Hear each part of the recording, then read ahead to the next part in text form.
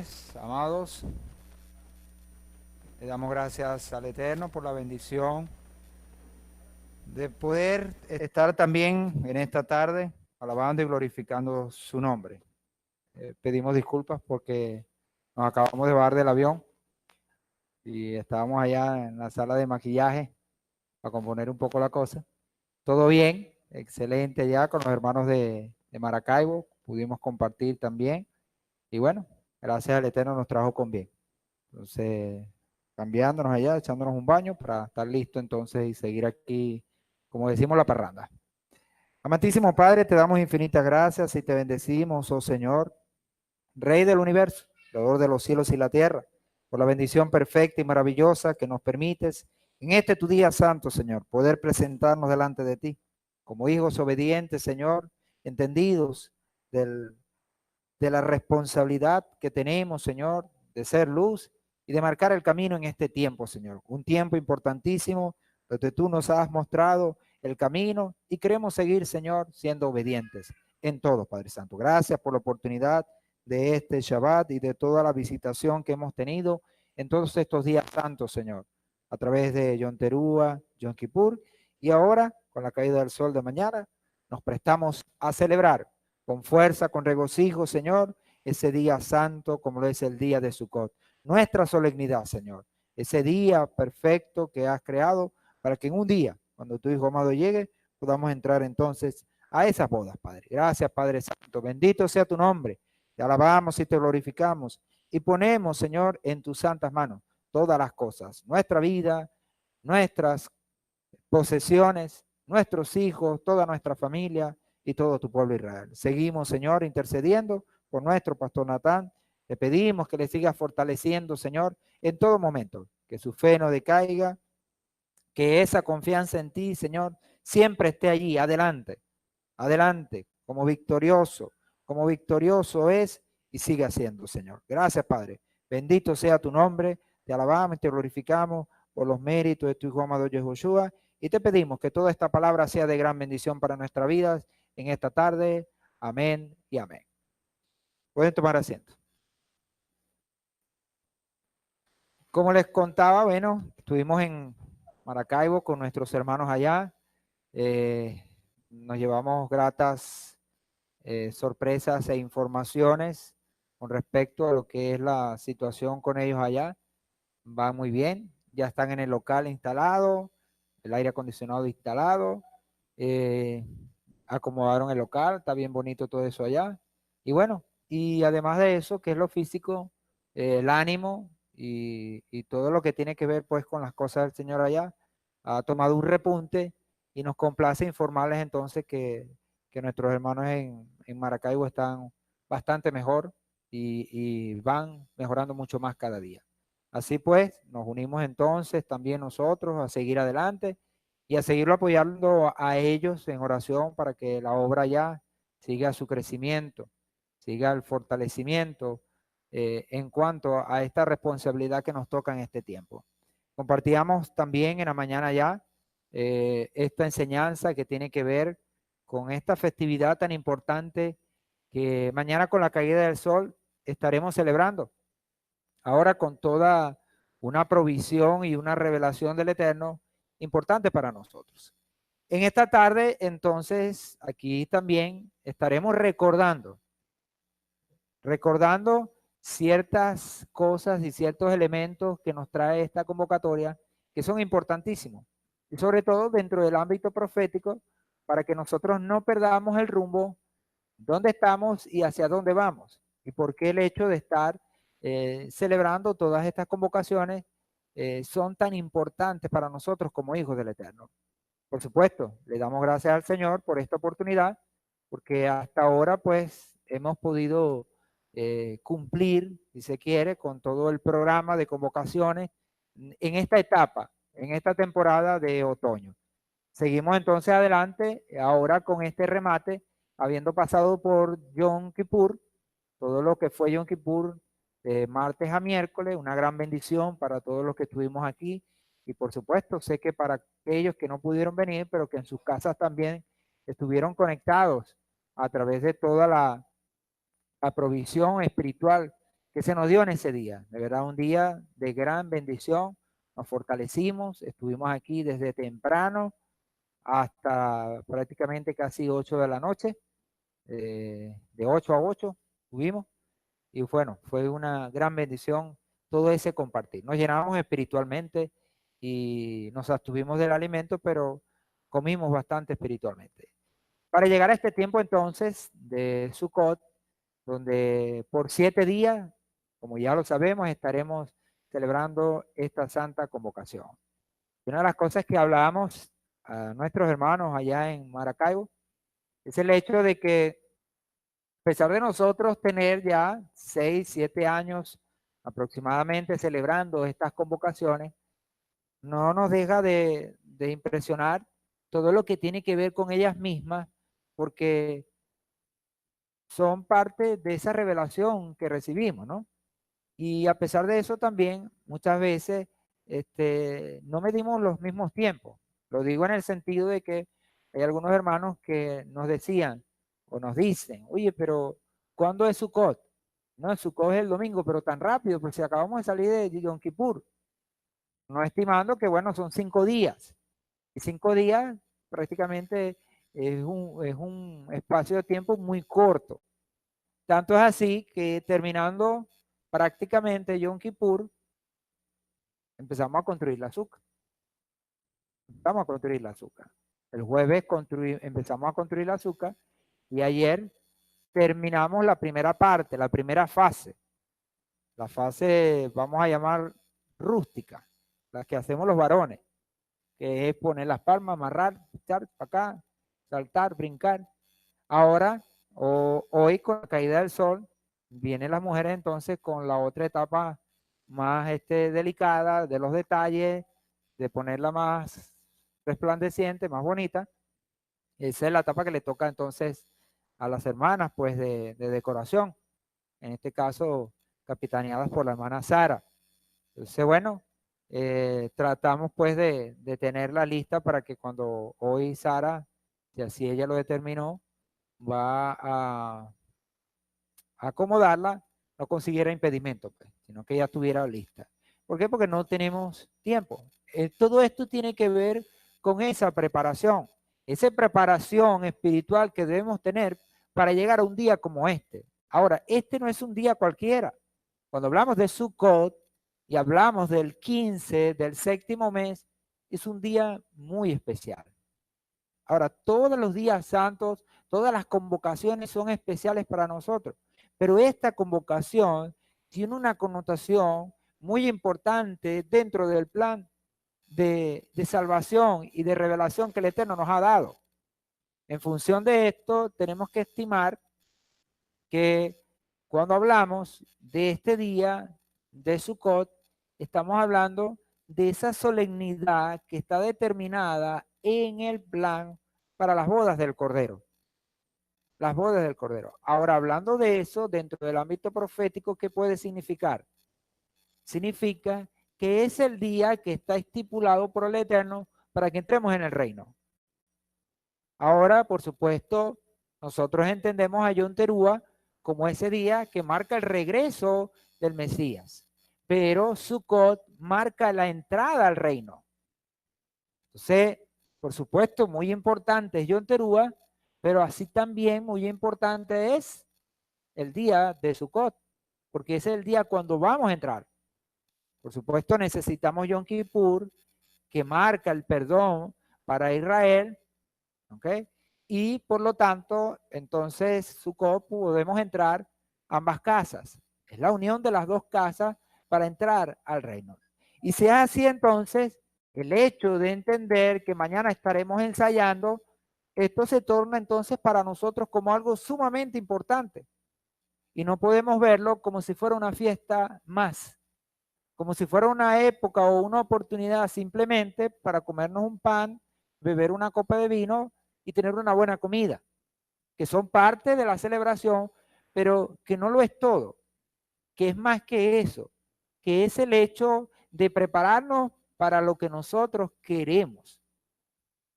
Lo podemos ver entonces como ese objetivo que tenemos trazado. Y lo veremos entonces a lo largo de esta enseñanza que compartiremos y que recordaremos algunos elementos importantes dentro de esta festividad que ya tuvimos la dicha y el gozo y el placer de celebrar en los años anteriores. Entonces vemos Sukkot, que acontece el 15 del mes séptimo. Ahora, hay algo que denota el hecho de que esta festividad acontezca a la mitad del mes. Cuando vemos el 15 se torna como la mitad del mes. Siendo la mitad del mes, reconocemos que la fase de la luna que está en este día es la fase plena, la fase llena. Esa fase llena conlleva entender que la luna está en su máxima expresión. Ya tenemos el antecedente, que en otra festividad también cae en un día de la luna llena, de la fase plena. Esa festividad acontece dentro de la época de primavera y es la festividad de Pesaj, que acontece el día 15 del primer mes. El día 15 del primer mes, el pueblo de Israel, en la madrugada, a la medianoche, sale de Egipto. ¿Cómo sale? Sale con una luna como esa, una luna brillante, resplandeciente. Entendiendo entonces que así el Señor quiere que su luz brille sobre nosotros para iluminar nuestro camino, para sacarnos de la esclavitud y para darnos la revelación que Él desea que nosotros tengamos. Entonces vemos esa luna como parte importante de este acontecer profético. Cuando acontece esto, la Escritura demanda que el shofar debe sonar. Dice el Salmo 81, habla el Salmo 81, que en el día de la luna llena, en el día de nuestra solemnidad, aludiendo entonces a Pesach, pero también aludiendo a Sukkot, que son vistas como esas dos festividades que acontecen a mitad del mes. A mitad del mes cuando está entonces la luna llena. Esto, por supuesto, nos lleva hacia nuestro Mesías. Cuando les habla a los discípulos y les dice, en Juan 8:12 dice, les habló Yehoshua diciendo, yo soy la luz del mundo.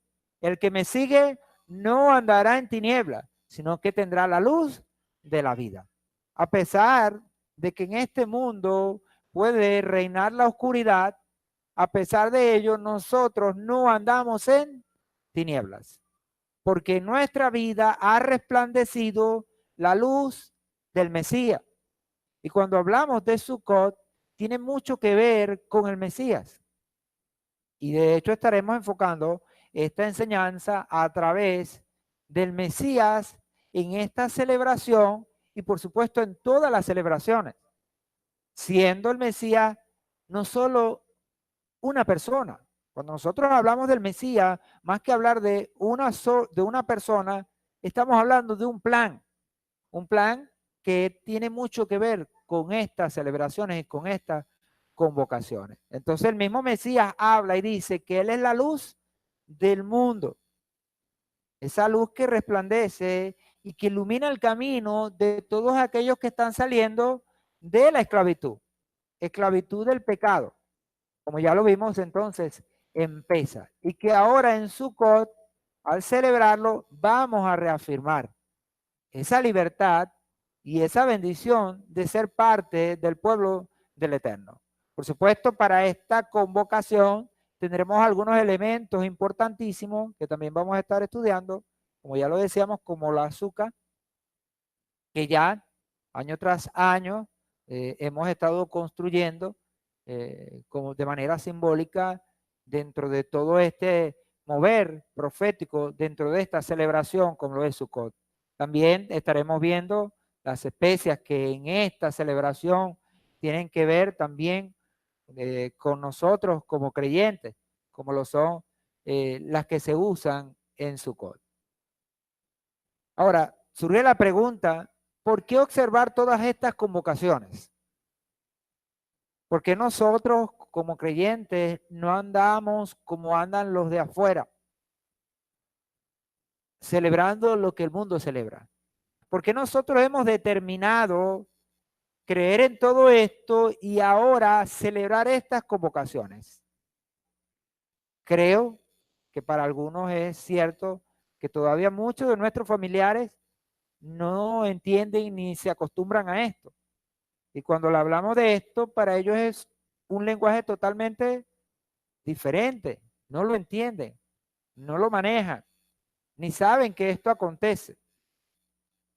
Así también podemos ver no solo a nuestros familiares que no están dentro de una congregación, dentro de una iglesia, sino que también vemos muchas veces al pueblo que es creyente, pero que lamentablemente todavía no tiene esta revelación, que cree en el Señor, que respeta y ama al Señor, pero que todavía no tiene esta revelación y que ven como estéril el hecho de que nosotros estemos celebrando estas convocaciones. Ahora surge entonces la pregunta, ¿por qué observar todo esto? ¿Qué tiene que ver con esto?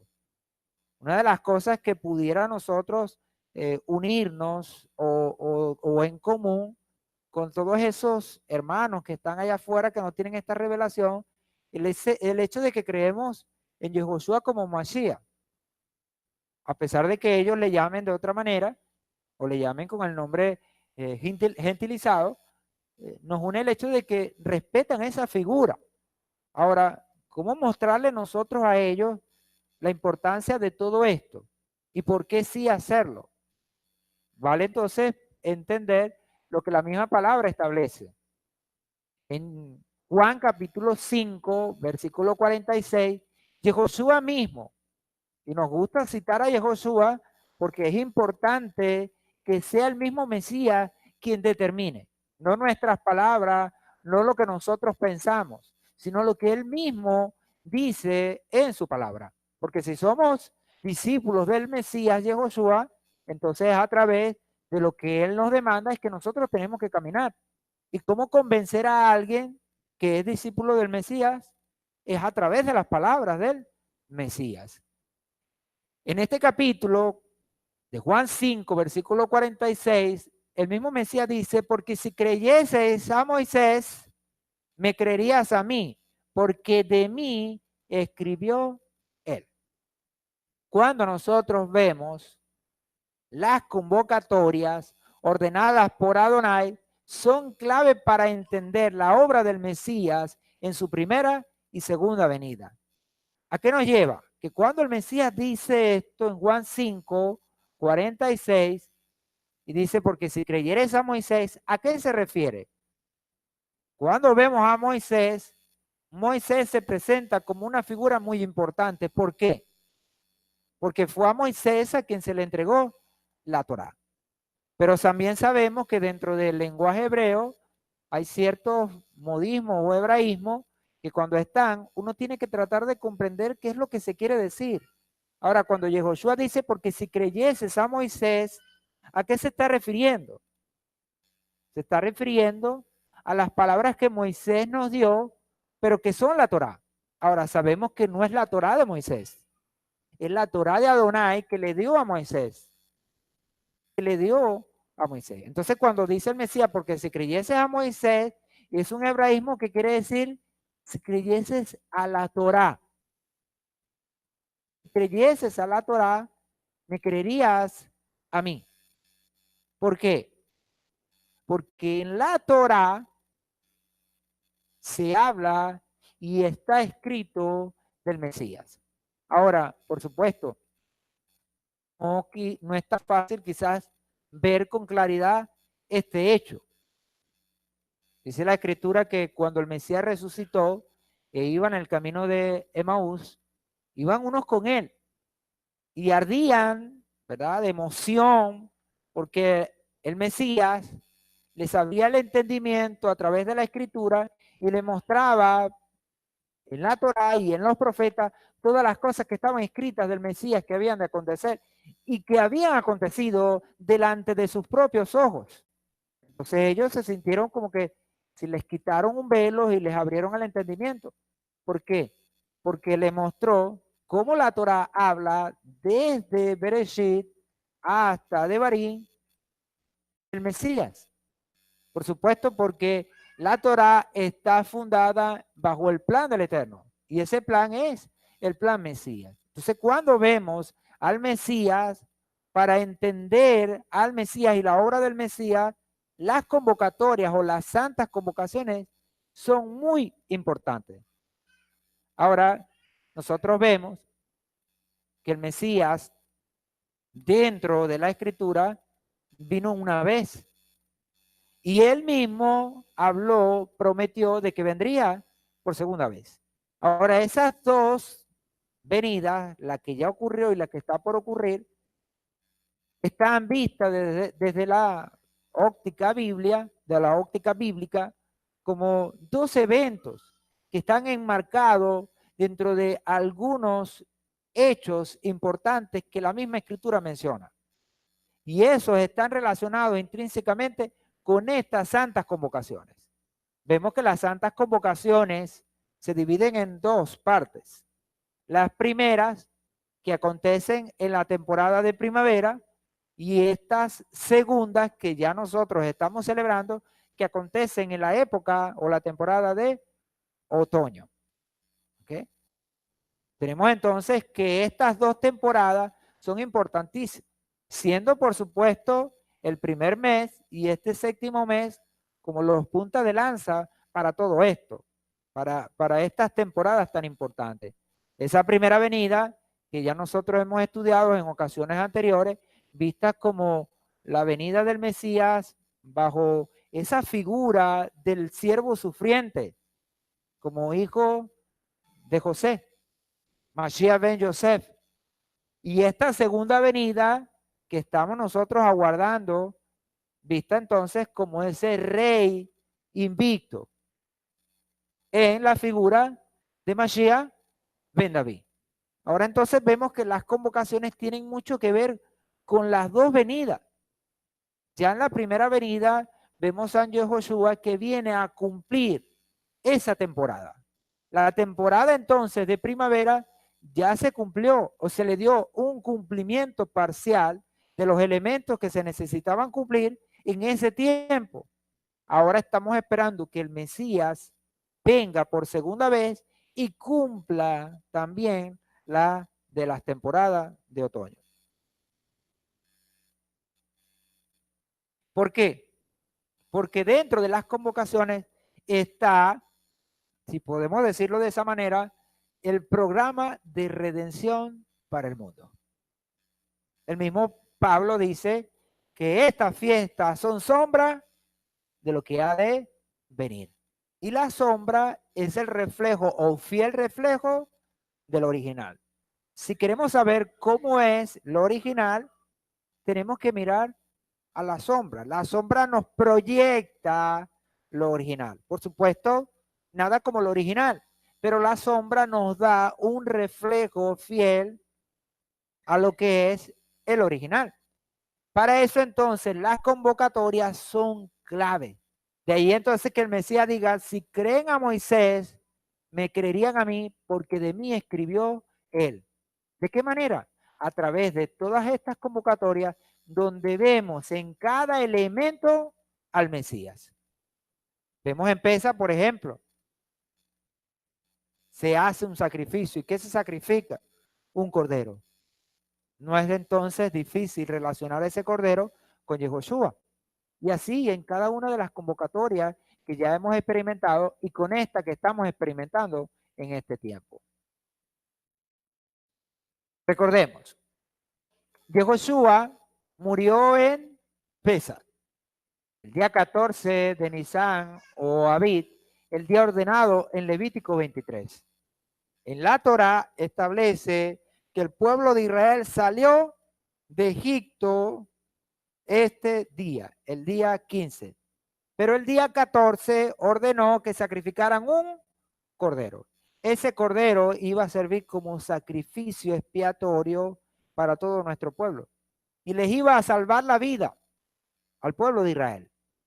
Entonces, cuando vemos esta celebración de Pesas, tiene que ver entonces con la salida de Egipto y tiene que ver con la muerte de un cordero. Ahora, ese cordero simboliza a Yehoshua, que tiene entonces que morir en esta celebración. Ya esto se cumplió. Ya esto fue dado en esta celebración. Miren entonces lo importante de estas convocaciones, que necesitan que nosotros las miremos con esa óptica correcta y le demos el valor que ellas tienen. Quiere decir entonces que a la hora de estar celebrando estas convocaciones, simplemente no estamos nosotros celebrando una fiesta cualquiera, donde hay comida, donde hay bebida, y bueno, y la gente se goza. No, estamos también con ellos actuando de manera responsable y anunciando todo el plan de redención del Eterno. Quiere decir entonces que nos unimos al Señor en pro de la salvación del mundo. Por eso entonces siempre le damos énfasis a estos días y lo hemos dicho desde aquí. Entonces tenemos que Yehoshua muere en Pesa. Estuvo en la tumba en los días de los panes sin levadura, comenzando este día o los días de los panes sin levadura, recordamos el 15 de Abib, y estando esos días en la tumba, la Torá nos habla de resurrección. ¿Cómo nos habla de resurrección? A través de otra celebración que tiene que ver con los primeros frutos, conocida como Bikurim. Resucitó en la fiesta de primero fruto al comenzar el día siguiente del día de reposo. Hablando después del día que celebramos Pesach, que hicimos el Seder, el día 16 de Abib, que comienza esa cuenta del Omer, entonces se da todo este mover profético con la resurrección del Mesías. Ya esto aconteció. Ahora, estas celebraciones acontecieron ya en primavera, cerrando con una celebración que tiene que ver con la venida del Espíritu de Santidad. Este vino en Shavuot, 50 días después de los primeros frutos, donde vemos la entrega de la Torá, pero también la entrega o el venir del Espíritu de Santidad. Lo podemos ver en la evidencia bíblica, como cuando el Mesías resucitó, le dijo a sus discípulos que no se fueran de Jerusalén.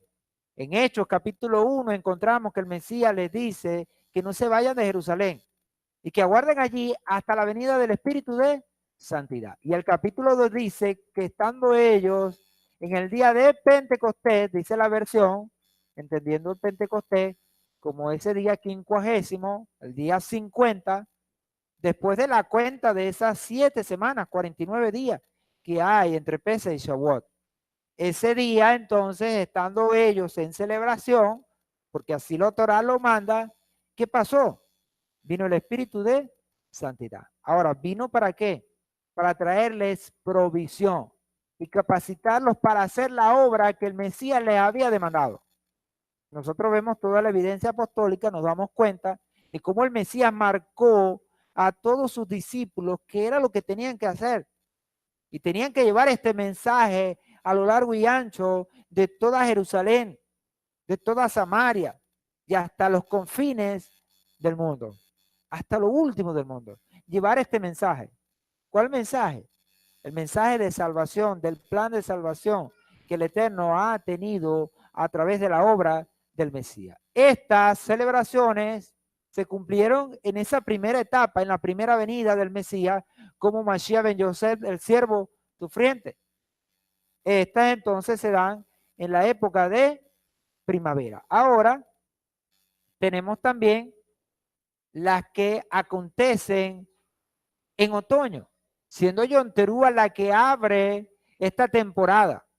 Yom Teruah anuncia o anunciará el retorno del Mesías. Es un Yom Teruah que está marcado dentro de la Escritura que el Mesías debe regresar. Regresará entonces para cumplir con el otro programa. El otro programa de las convocaciones que faltan. Ahora, eso no ha acontecido todavía. ¿Por qué nosotros celebrar estas convocaciones y celebrarlas de la manera como lo hacemos? Es porque estamos en un ensayo. Ahora, no podemos cansarnos de ensayar. Mientras más ensayemos, vamos adquiriendo la ventaja y el hecho de que podemos hacerlo mejor, con más entendimiento, con más revelación. Y a la medida que los años pasen, el ánimo no puede decaer. Todo lo contrario, tiene que aumentar. Tiene que aumentar la expectativa de cada celebración en la cual participamos. Nosotros tenemos que verla como esa celebración que nos está acercando más a la redención.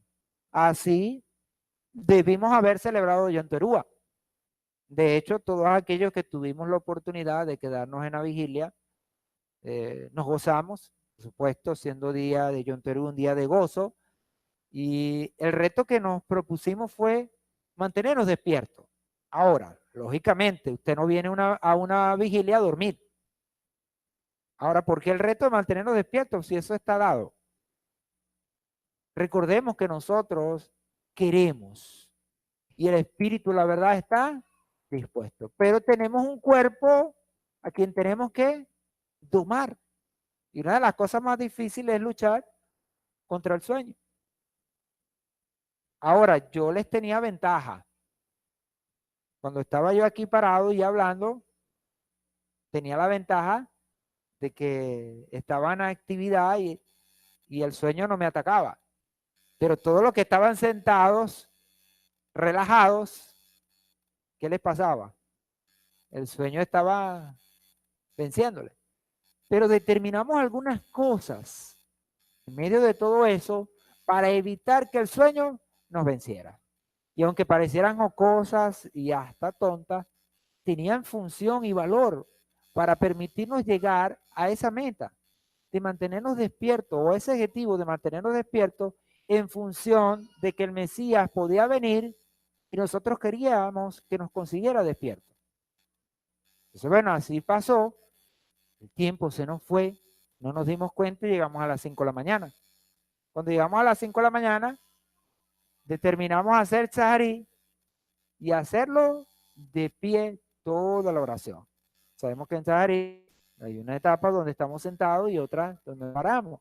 Bueno, obviamos la que estábamos sentados y le dimos corrido de pie. Hay algunos que no aguantaron y se sentaron. No los podemos criticar, las fuerzas no le dieron, pero hicieron el esfuerzo. Sentaron y después se pararon, pero hubo otros que nos mantuvimos parados para no dormirnos. Si buscando la forma de mantenernos despiertos. Bueno, y lo hicimos. A algunos tuvimos que rodarle la silla, por si acaso, medidas de seguridad, por si acaso para adelante, por si acaso para atrás, no se fueran a golpear. ¿Ok? Ajá, entonces, bueno, otros tuvimos los ojos abiertos, no quisimos cerrarlos porque le podíamos dar corrido. Y así lo hicimos. Y aguantamos, pues. Aguantamos hasta las 6 de la mañana que terminamos y fue de gran bendición. Entonces teníamos en Yom Teruah esa expectativa de la venida del Mesías. Ahora entendido de que no vino, no podemos entonces bajar nosotros la guardia y bueno, y las que vienen, bueno, vamos a celebrarla por celebrarla, no, con todo el entendimiento. Tuvimos Yom Kippur, repetimos, que es esta segunda celebración que anuncia el juicio al mundo. Fíjense lo importante entonces de estas celebraciones, una detrás de otra. Yom Teruah anuncia la venida. Yom Kippur marca el juicio al mundo. Y Sukkot anuncia las bodas del Cordero. O son las bodas del Cordero. Quiere decir que todas son importantes y una corresponde a la otra. Entonces no voy a celebrar yo una y la otra no. Estamos llamados a celebrarlas todas. De hecho, cuando Levítico nos marca el hecho de celebrar las convocaciones, no nos da opciones de celebrar unas sí y otras no. Nos manda a celebrarlas todas. Con el entendimiento, por supuesto, que cada una corresponde. Y esto es muy importante. Estas tres son vistas como las convocaciones de otoño. Sabiendo que, por supuesto, tenemos una adicional que está allí, no porque se le ocurrió al final al Eterno, sino que también es parte del plan. Pero es vista como ese octavo día que alude al mundo venidero. Hasta este sistema va a terminar cuando llegue el Mesías y entremos a la boda del Cordero en Sukkot. Ya Shemini Atzeret será parte de ese mundo venidero, o ese mundo por venir, ese Olam Jabá, donde la palabra no establece mucho, pero que está allí. Y que el Señor también nos ordena celebrar como santa convocación. Y que por supuesto vamos nosotros también a celebrar este año. Entonces estas tres convocaciones son muy importantes. Vemos que dentro de la escritura se nos marca que de estas convocaciones, 3 eran de carácter obligatorio para todo varón en Israel. Los varones, por supuesto, ya con la capacidad de decisión, tenían que comparecer delante del Eterno 3 veces al año. Y esas 3 veces están dentro de estas convocaciones. Fíjense que no lo podían dejar ellos al criterio de su imaginación y decir, no, yo voy en tal época. No, el Señor se los marcó y se los marcó dentro de estas festividades. Ahora es obvio la importancia entonces de esta cita, porque allí el Señor va a entregar recursos, el Señor va a revelar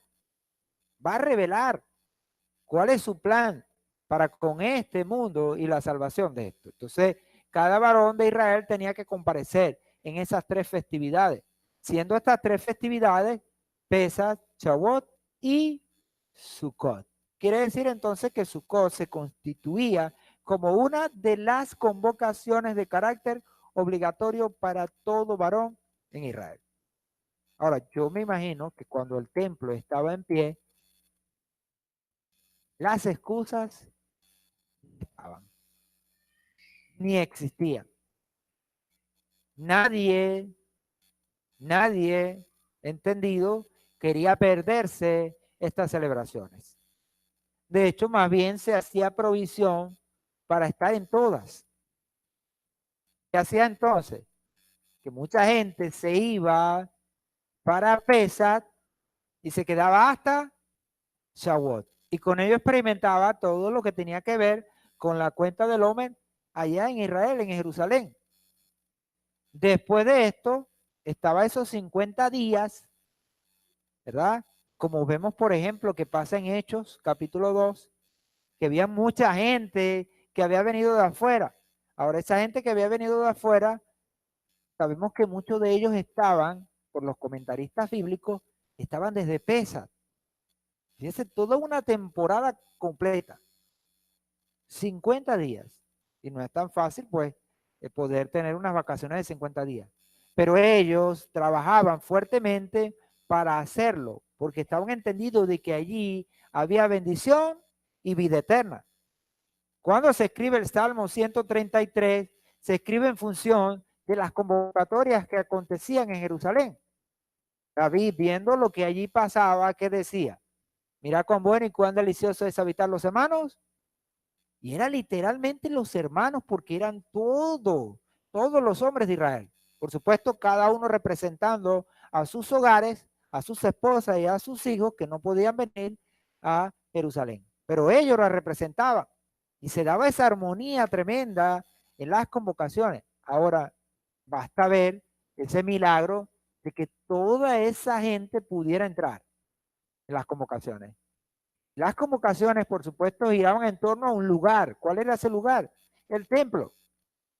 Ver todo eso, entonces, es tremendo. Toda la multitud de gente alrededor del templo. Por eso que cuando vemos nosotros Shavuot, en Hechos capítulo 2, ¿qué vemos? Que cuando se lanza aquel mensaje, ¿cuántas personas creyeron? ¿Cuántas personas creyeron? Dice que creyeron como 3,000 personas. 3,000. Ahora, para que creyeran 3,000, la cantidad de personas debió ser muchísimo más. Algunos hablan hasta de más de 100,000 personas en torno a esa persona. No eran todos los que estaban. Era como si fuera un meeting y estaban hablando y había muchísima gente. De esas muchísimas 3,000 personas creyeron en ese mensaje. y aceptaron a Yahushua como el Mesías que habría de venir para Israel.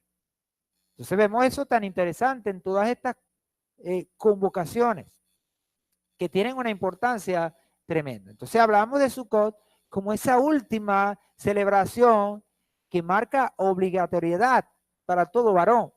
Ahora, ¿por qué el Señor lo hizo así?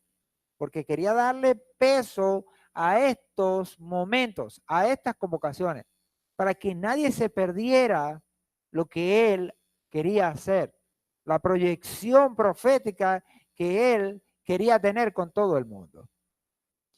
Vemos allí, en esa imagen,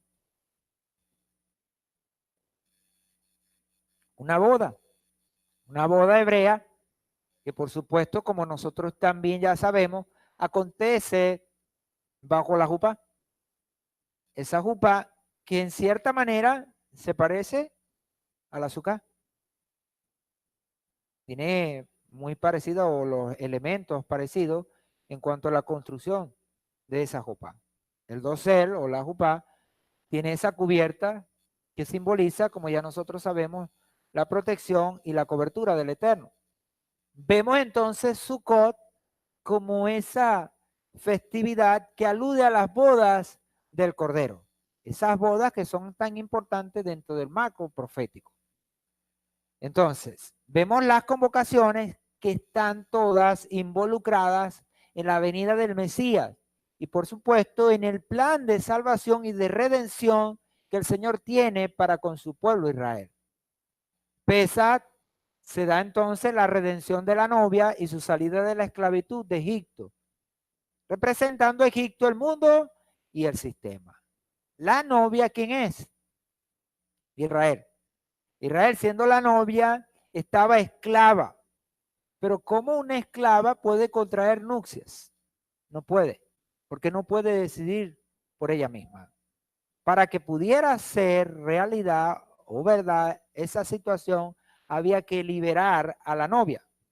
¿Y cómo liberarla? A través de un proceso de redención que está dentro de la Escritura. El Eterno entonces tenía que redimir a la novia, sacarla de la esclavitud y que ésta pudiera quedar libre para que pudiera comprometerse. Eso se da entonces en el inicio del programa de redención en Pesach. Pesach o las convocatorias de primavera son vistas como la etapa de la redención inicial o el comienzo del programa. Omer o la cuenta del Omer es vista como el proceso de madurez de la novia hasta el compromiso. Es el tiempo que nosotros pasamos. Digo, pasamos en entendiendo que la novia somos nosotros, porque nosotros somos parte del pueblo. Todo el pueblo de Israel en esta etapa está en la responsabilidad de prepararse. Y el Señor ha usado la cuenta del Omer como ese proceso de madurez. De allí entonces que las 7 semanas que dura la cuenta del Omer, nosotros aprovechamos a prepararnos espiritualmente, estudiando sobre 7 aspectos de santidad que nos van a preparar para recibir la Torah. Shavuot es visto como el compromiso de la novia del Mesías. Esa novia que ya se ha depurado, porque cuando sale de Egipto, sale en el nivel 0.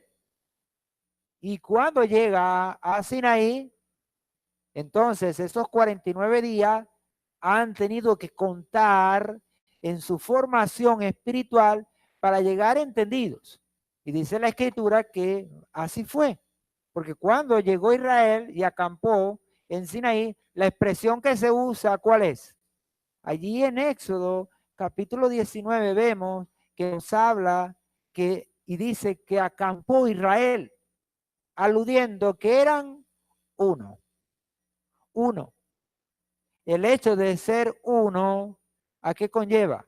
A una madurez espiritual.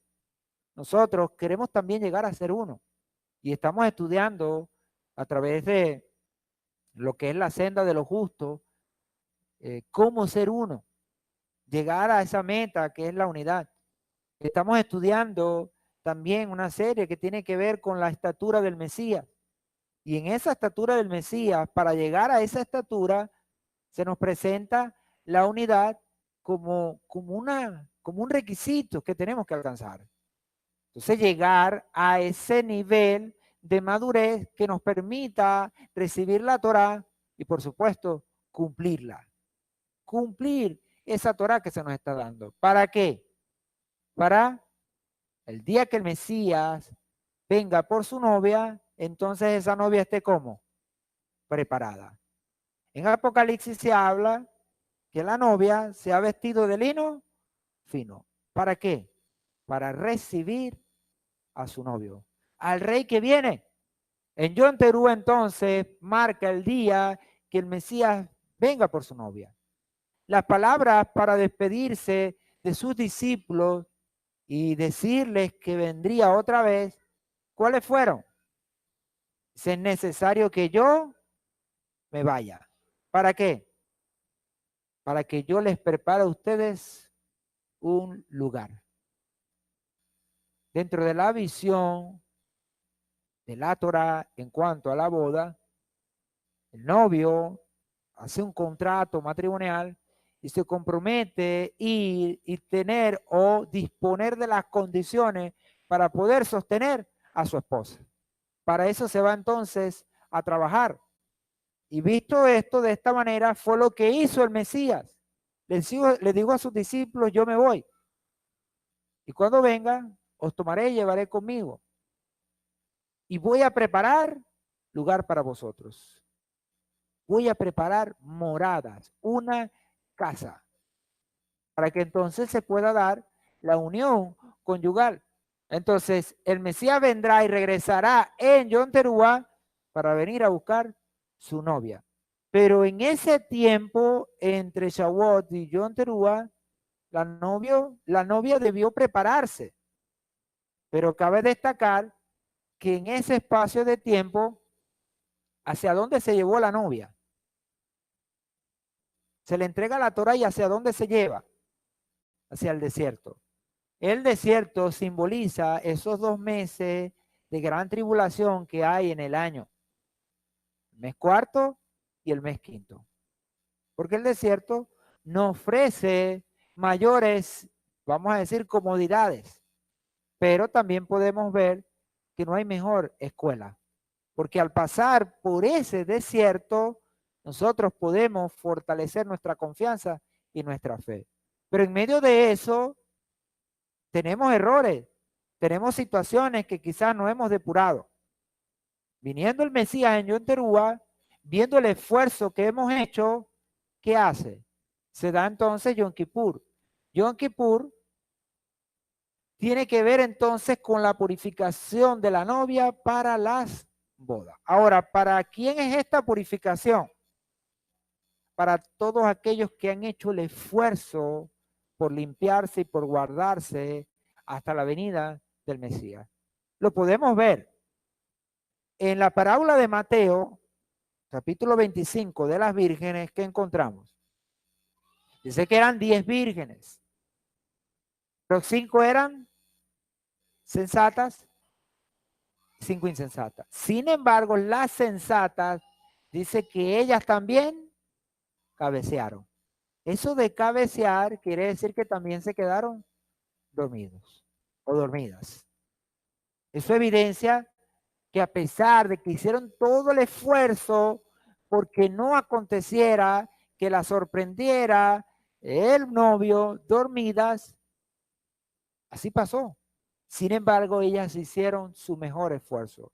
Y dentro del esfuerzo contemplaba el hecho de tener sus vasijas llenas y tener sus lámparas llenas del aceite necesario que les permitiera llegar hasta ese día y poder llegar aprobado.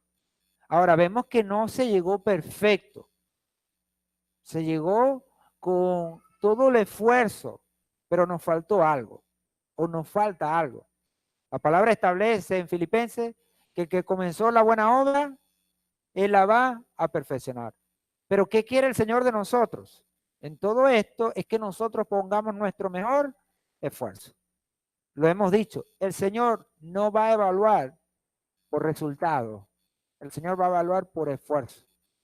Y a pesar de que no llegamos a la perfección, ¿qué va a evaluar el Señor? Que nosotros dimos nuestro mayor y nuestro mejor esfuerzo. Y el esfuerzo tiene que ver con sacrificios.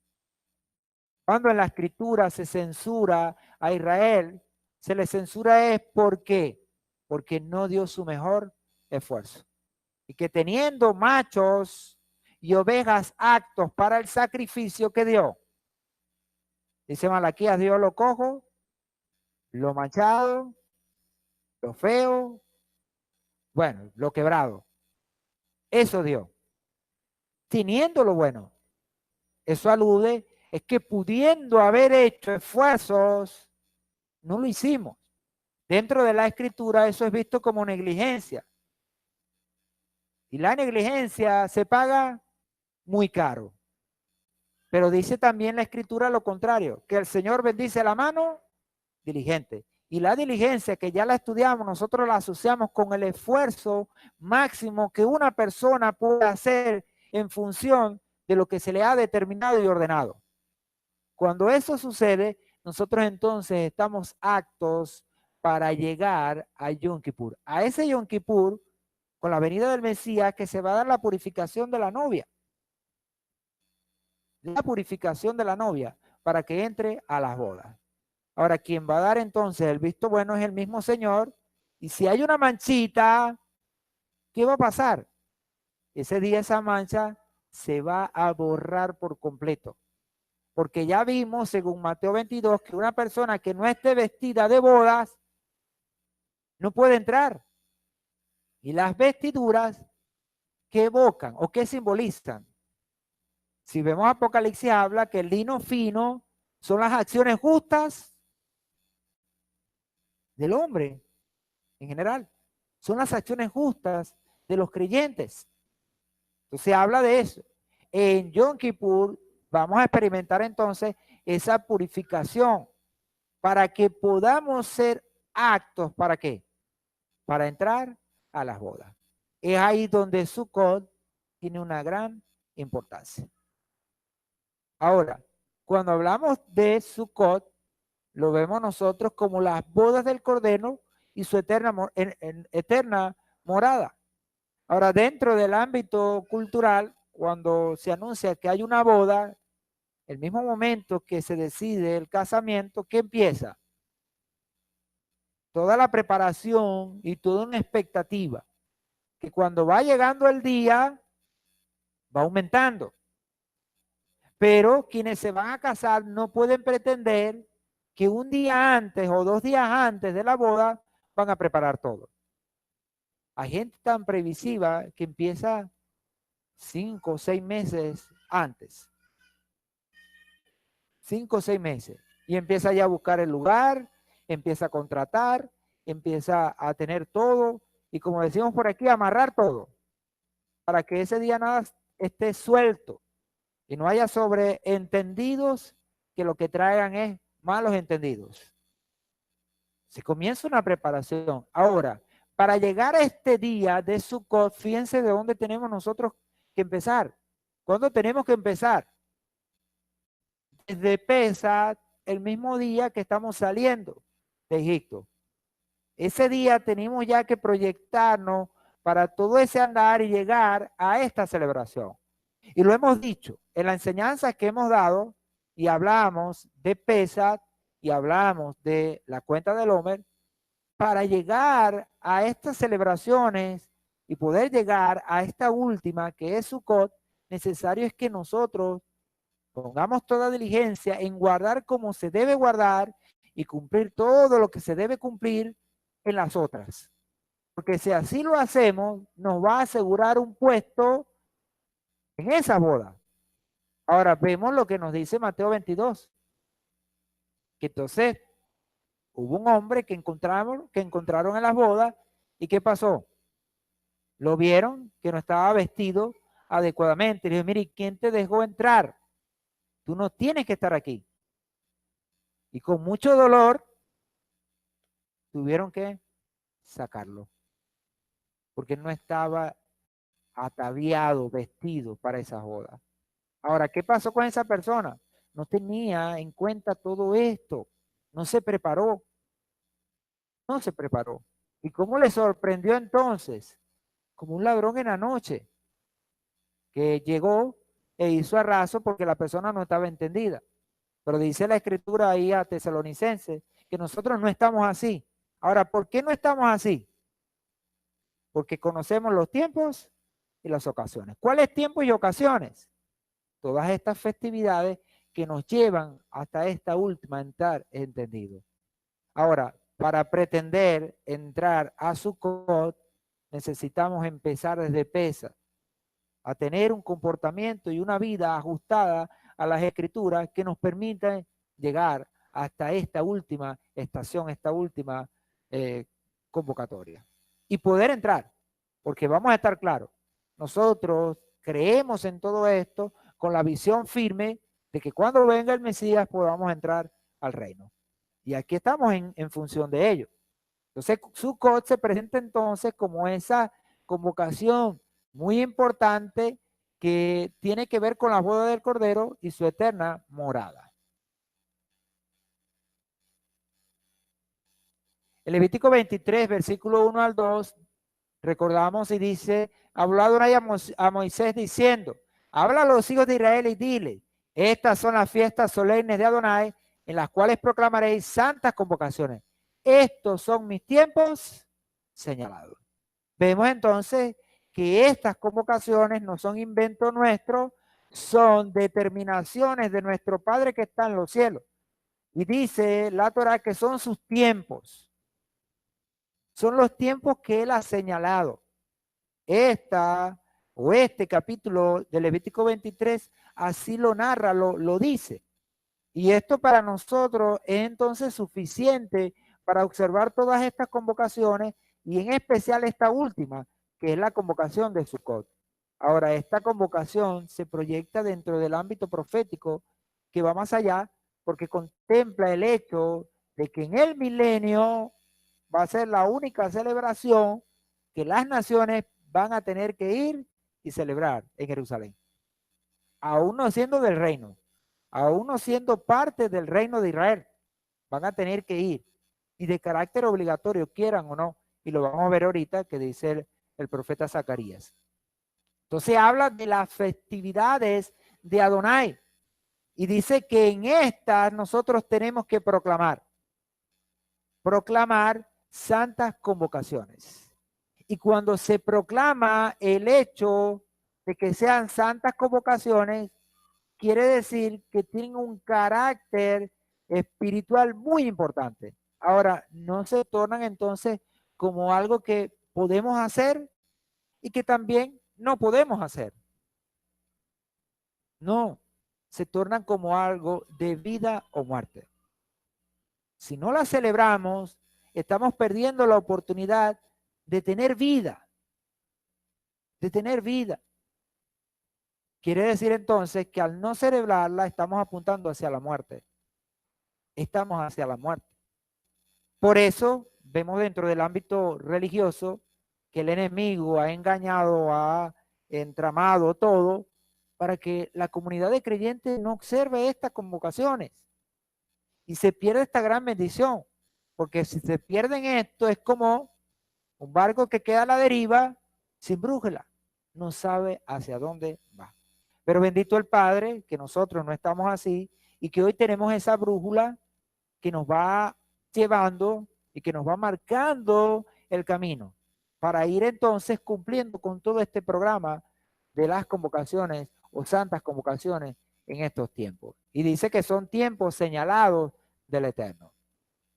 En Levítico 23, versículo 40 al 43, dice en relación a esta festividad de Sukkot, dice, el primer día tomaréis para vosotros fruto de árbol selecto, rama de palmera, rama de árboles frondosos y sauces de arroyo. Y duraréis 7 días, os regocijaréis en presencia de Adonai vuestro Elohim.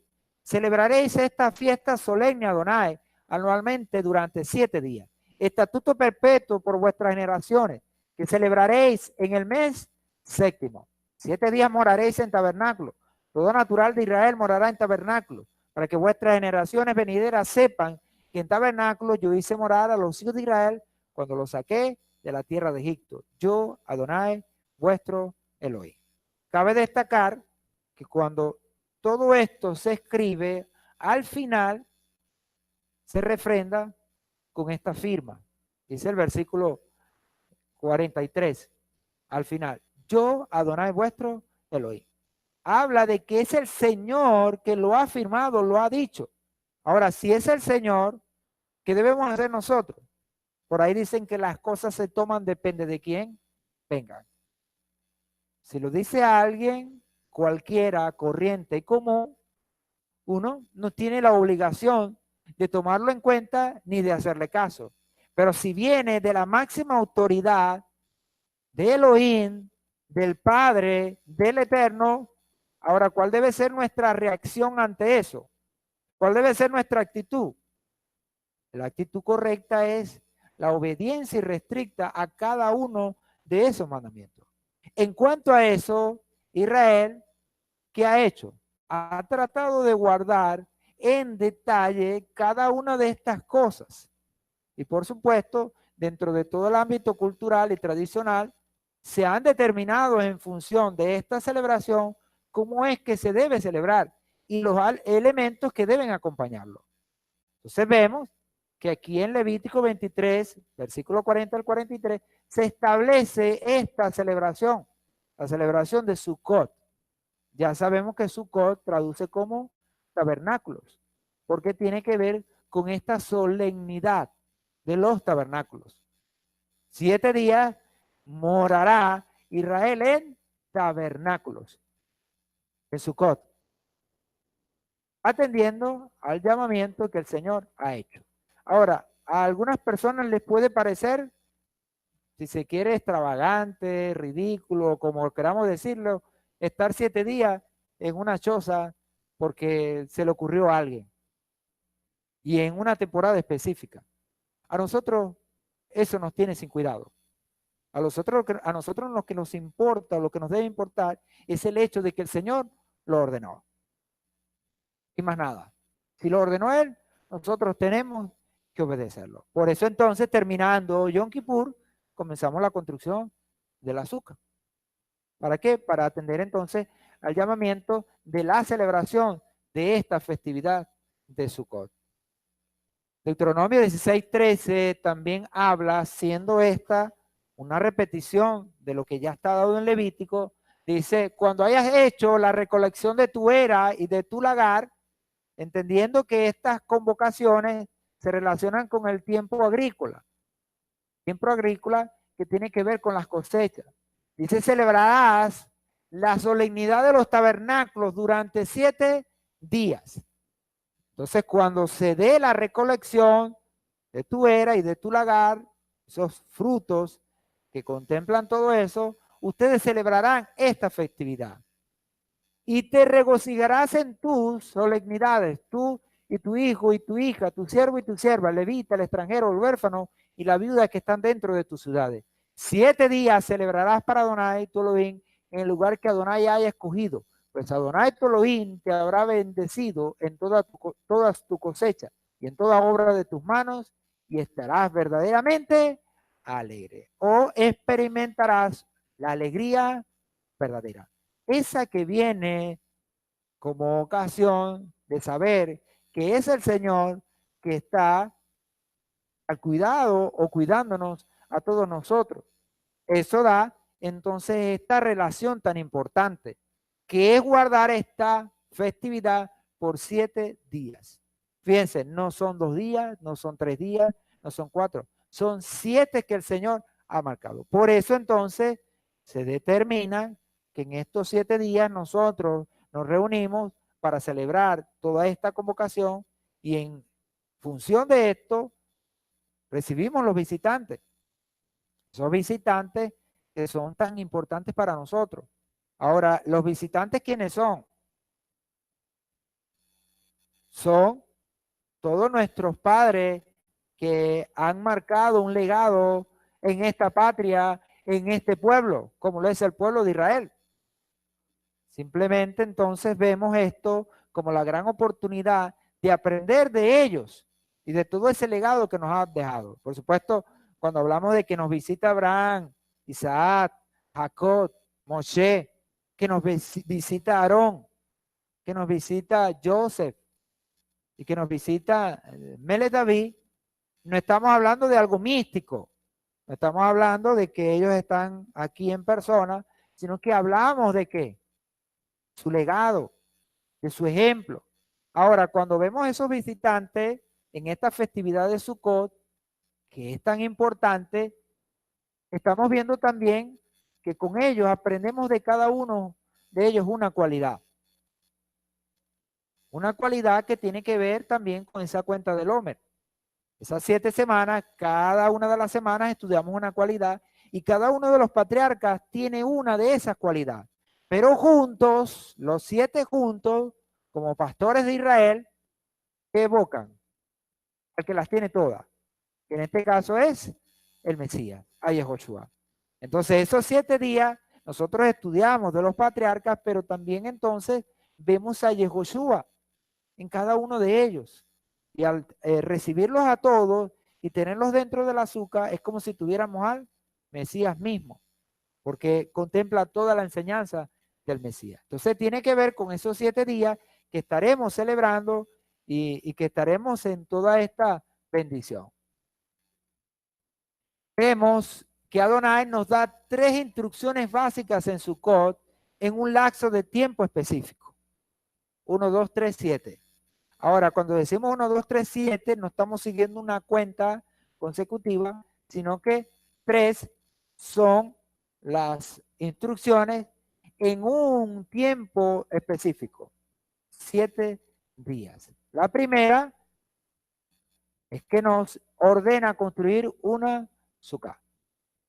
Una sukkah que contempla, como ya lo hemos visto, algunos elementos simbólicos, espirituales importantes. Segundo, las 4 especies.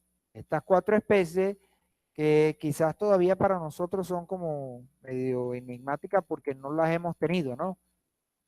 Algunos de nosotros ya conoció el etrog, vimos un etrog, ¿ok? ¿Cuánto quisiéramos que aquí pudiéramos tener también una cosecha de todos estos elementos, y sobre todo el etrog, ¿no? Pero no lo tenemos, se dan en Israel y bueno, no lo hemos podido tener. Y tercero, se nos ordena el gozo. Ahora, estas 2 primeras contemplan el hecho de un esfuerzo externo, pero ese último elemento tiene que ver con lo interno. Ahora pareciera contradictorio, pero quizás la más difícil es esta. ¿Por qué? Porque las situaciones y las dificultades que tratan de minimizar nuestro gozo. Es aquí donde nosotros debemos ponernos por encima de las situaciones y venir mañana con la caída del sol con mucho, mucho gozo. Porque él es el ingrediente especial en todo esto. Nada hacemos con construir un azúcar, nada hacemos con tener las 4 especias y kasher cuando no tenemos la alegría y el gozo, que es el elemento principal. Teniendo el gozo, las otras 2 cosas tienen valor. Ahora, ¿cuánto determina la Torá que esto debe durar? 7 días. Durante 7 días. Ya sabemos que esta cantidad de días tiene que ver con ese plan del Eterno. Dice la Escritura que en 6 días hizo el Señor los cielos y la tierra y al 7º día descansó. 7 días están determinados para este mundo, visto los días como milenio, siendo el último día de esto, el gran milenio. Ese milenio que va a empezar precisamente con la convocatoria de Sukkot y la entrada al reino, ese 7º milenio. Entonces, durante 7 días se va a dar esa celebración, la celebración de Sukkot. De allí que cada día entonces en particular tenga una provisión, tenga una revelación.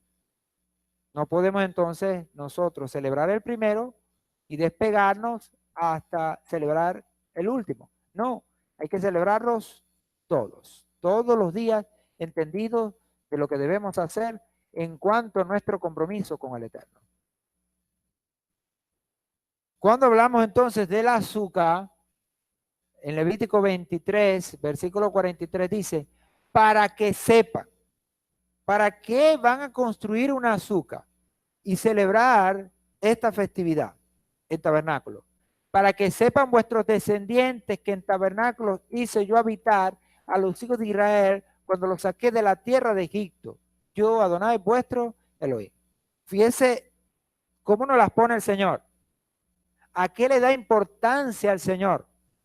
Hablábamos en este Kabbalah Shabbat en cuanto a la bendición que es poder tener esa copa de vino y sobre esa copa de vino hacer el kiddush, porque no representa simplemente el hecho de tomarse una copa y hacerlo todos los viernes en la noche y ya, no. Tiene que ver con qué, con ese ejemplo que le estamos dando a nuestros hijos y con ese legado que le estamos dando para que ellos continúen haciendo esto y que se lo enseñen a los hijos de sus hijos y a todas las generaciones. Quiere decir entonces que esta festividad cobra vital importancia porque estos elementos que tenemos aquí tienen también un carácter pedagógico. Cuando hablamos de ese carácter pedagógico, ¿a qué nos referimos? A enseñar a nuestros hijos, a mostrarles ese plan del Señor, que esto no es una choza cualquiera que se construye a la orilla de la playa para que simplemente nos aguante un poquito el sol. No, tiene una función mucho más y que tiene que ver con lo espiritual, porque dice, para que sepan vuestros descendientes que en tabernáculos hice yo habitar a los hijos de Israel cuando los saqué de la tierra de Egipto. Y es una manera también de trasladarnos ¿a dónde? A ese pasado. Para nosotros el pasado es muy importante. La misma escritura nos llama a nosotros a preguntar por qué, por la senda antigua, a pararnos en los caminos y a preguntar por la senda antigua, porque cuando preguntamos por esa senda antigua, hablando en la Torá, esa senda ¿qué hace? Si nos desviamos, ¿qué hace la senda antigua? Nos vuelve al camino. Es como aquel que se equivocó y iba andando y dijo, no, yo me devuelvo al principio para arrancar de donde es.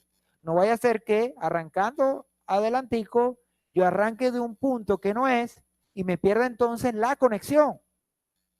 Es para mantenernos entonces de alguna u otra manera conectados con todo lo que nuestros padres vivieron y que nos permite tener esa conexión con el Eterno. Por supuesto, esto tiene que ver con otros elementos y uno de los elementos que tiene que ver es con la confianza.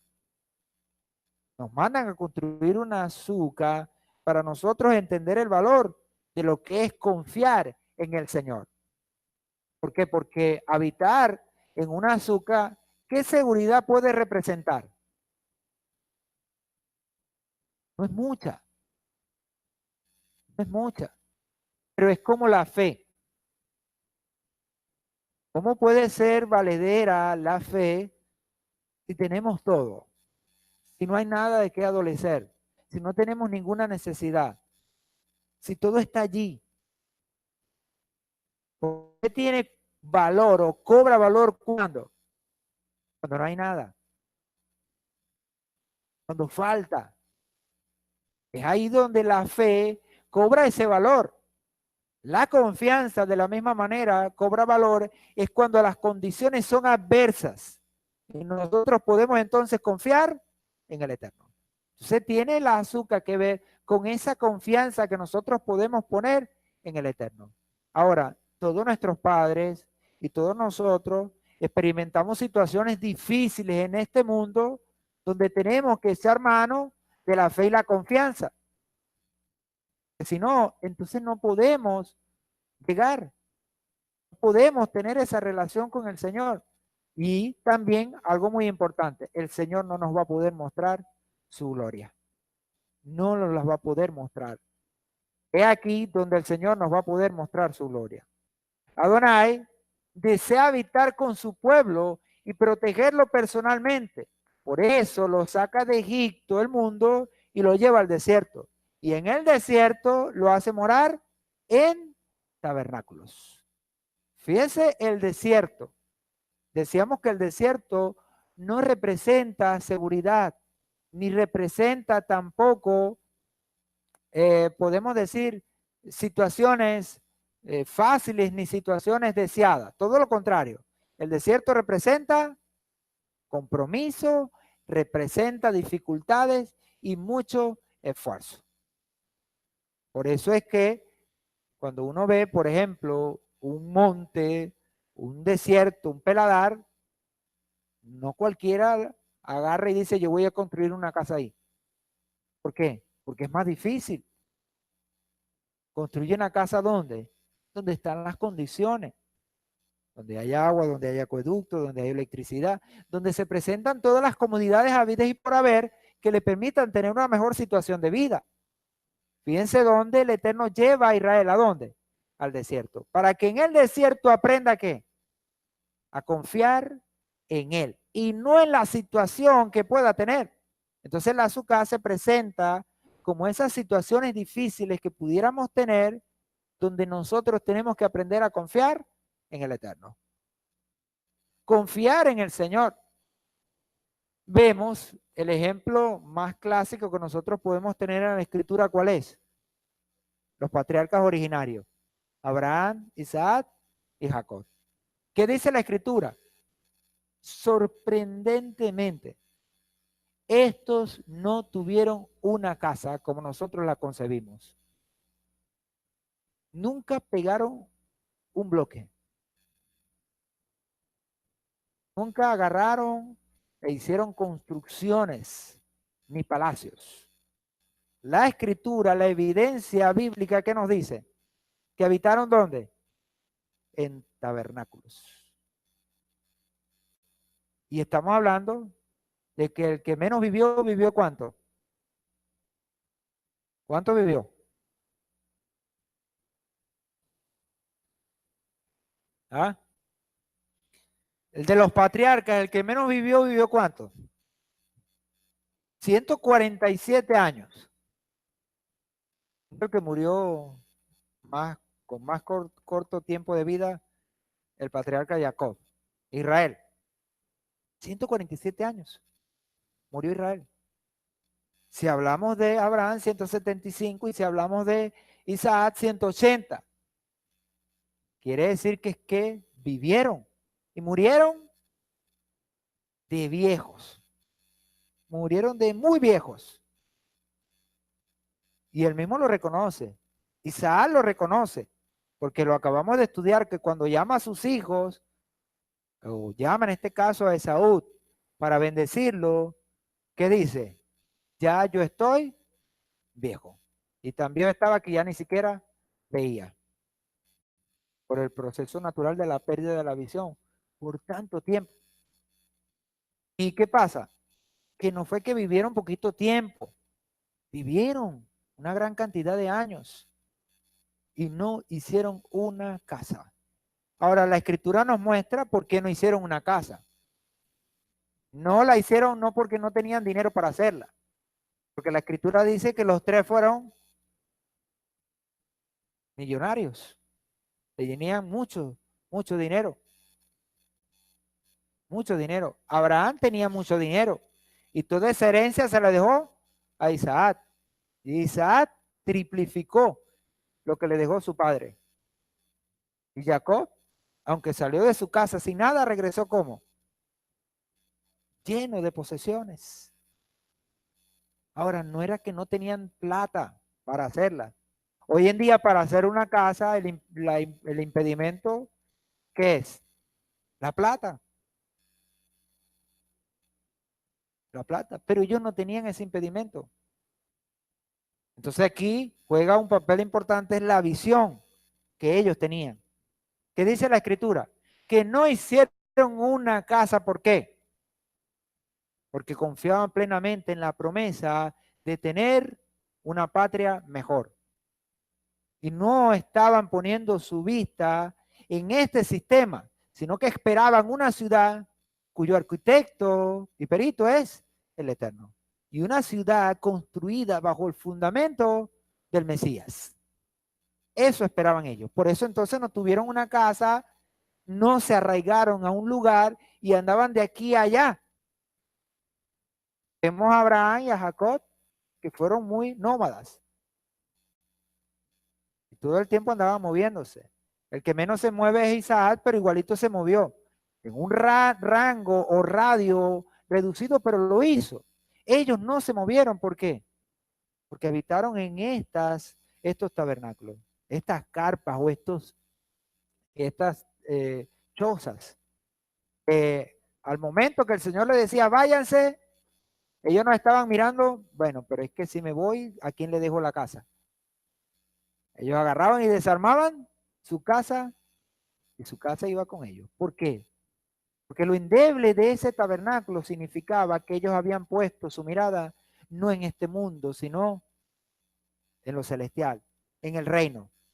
Así también nosotros hoy.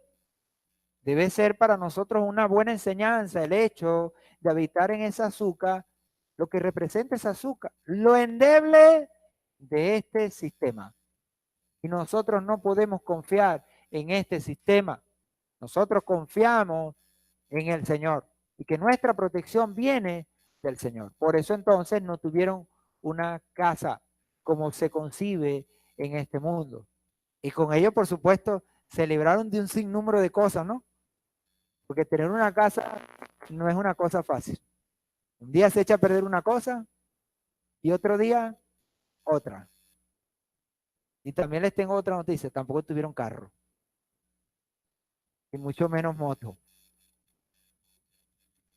Ni bicicleta.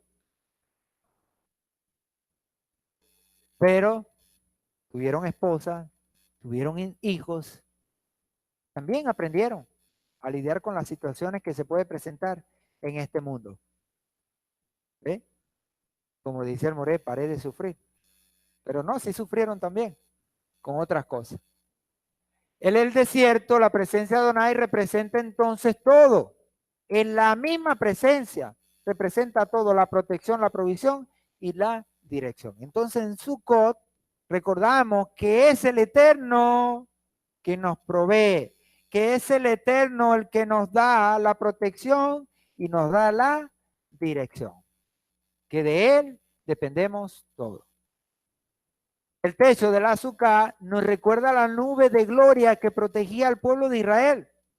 Dice la escritura que de día esas nubes confortaban al pueblo del inclemente sol y que de noche esas nubes se convertía en una columna de fuego que daba calor en las bajas temperaturas del desierto. Cuando vemos entonces en el desierto la presencia de Adonai sirvió para el pueblo como sistema de refrigeración en el día y sistema de calefacción en la noche, para dar las condiciones al pueblo y que el pueblo no muriera, a pesar de que las condiciones en el desierto no estaban.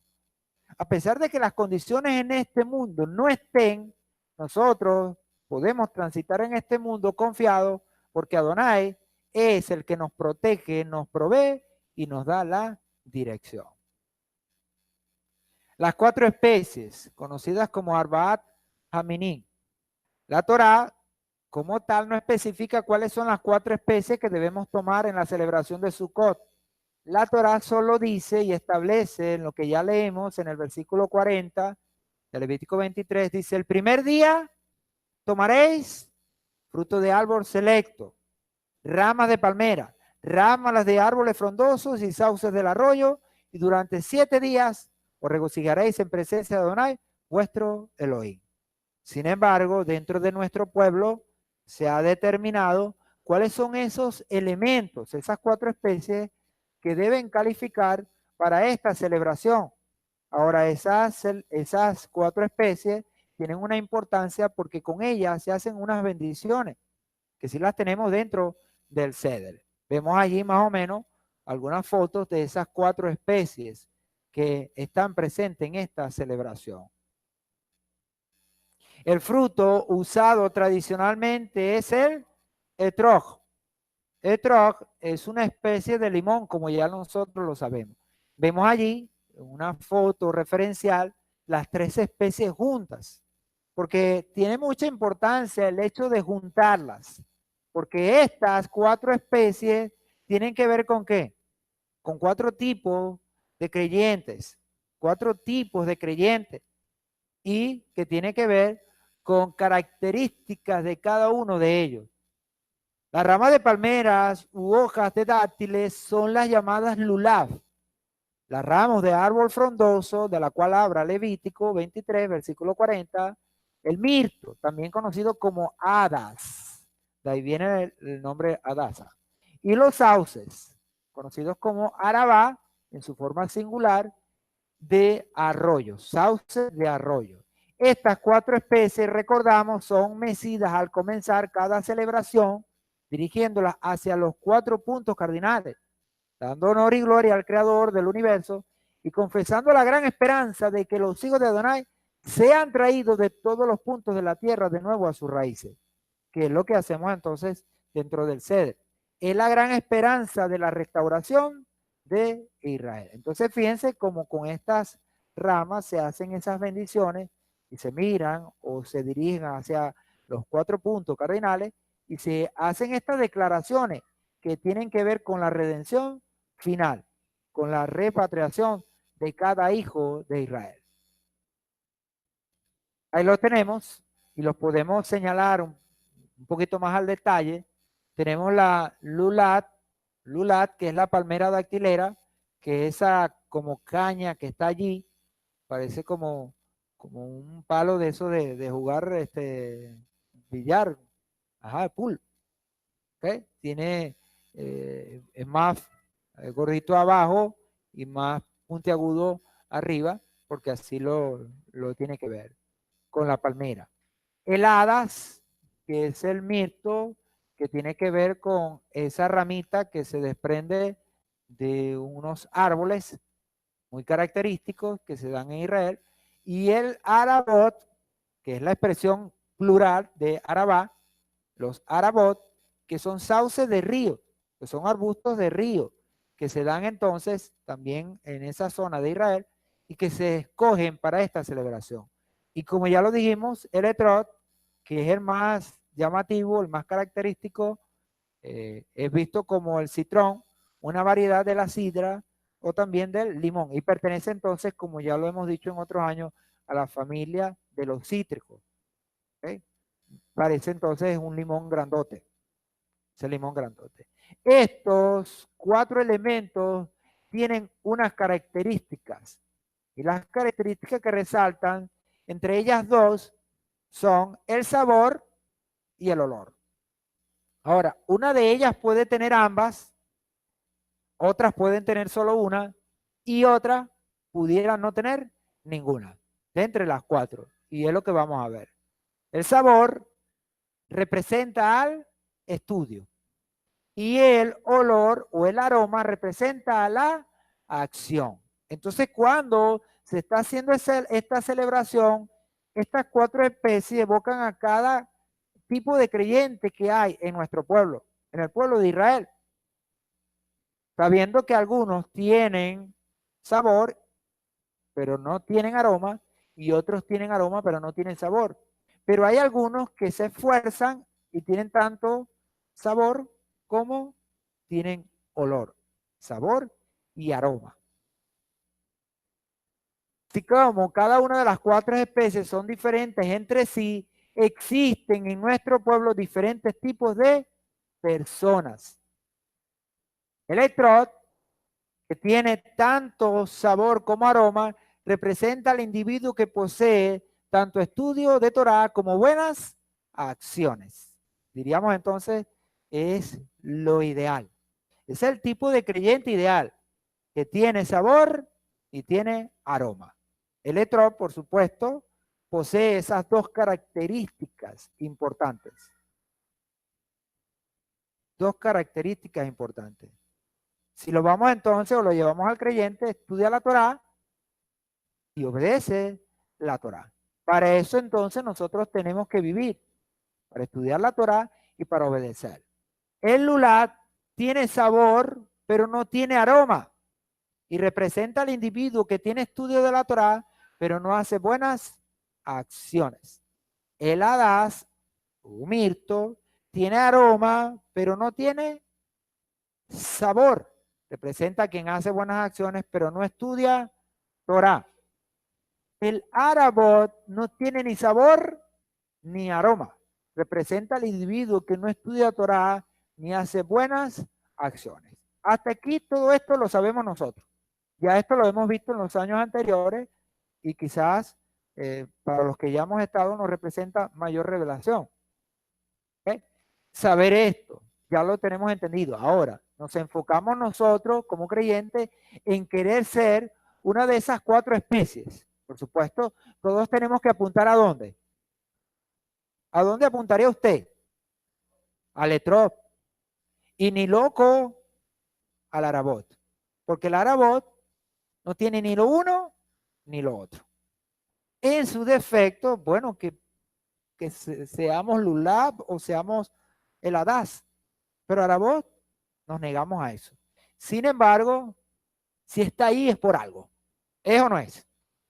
Si está ahí el Eterno lo permitió, es por algo. Y en nuestro pueblo aprendemos a lidiar con todo y nada se pierde. Y a todo tenemos que conseguirle la vuelta y conseguirle la riqueza espiritual. Ahora, ¿por qué está el arabot? ¿Por qué no lo sacamos? ¿Por qué no sacamos a esa ramita que no tiene ni olor ni sabor?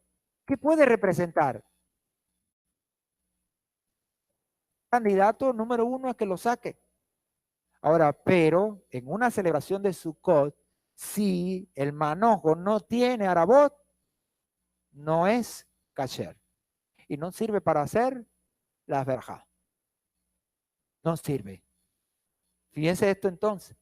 Ahora, ¿a qué alude? ¿O cómo podríamos nosotros buscar la vuelta? Si le preguntábamos al etrog, el etrog pudiera ¿qué? Enorgullecerse y decir que yo soy el que soy. Tengo olor y tengo sabor. Y todos y todas me prefieren. Soy, como dicen, la estrella.